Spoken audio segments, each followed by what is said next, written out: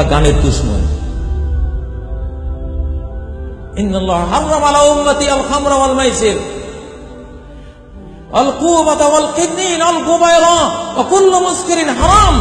আমার উম্মতের জন্য আল্লাহ তাআলা হারাম করে দিয়েছেন মদ, জুয়া, ঢোল তবলা, বাঁশি, মদ, মাদকতা সব হারাম করেছে। শিল্পীতে দেশ ভরে গেছে এসব গান শিখি।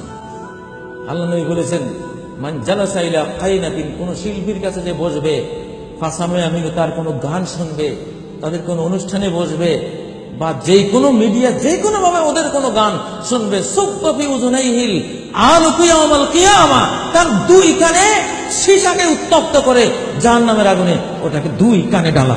শোন, তোর গান ভালো লাগছে না, সিরিয়ালের গান, তোর এখন গান শোনা, একেবারে সীসাকে জাহান্নামের আগুনে গরম করে দুই কানে ঢেলে দেয়।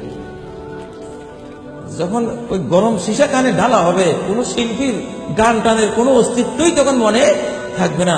মনে আসবে, আরে কেন শুনলাম। আল্লাহ তাআলার কাছে আপনারা গান বাদ্য বাজা থেকে তওবা করুন। নবীজি বলেছেন, মান মাতা ওয়া ইনদাহু জারিয়াতুন মুগান্নিয়া ফালা তুসাল্লু আলাইহি, যে মরে গেল তার কাছে একটা গায়িকা আছে, শিল্পী আছে, যার গান শুনেছে, তার জানাজা পড়ো না, তার কোনো জানাজা নেই।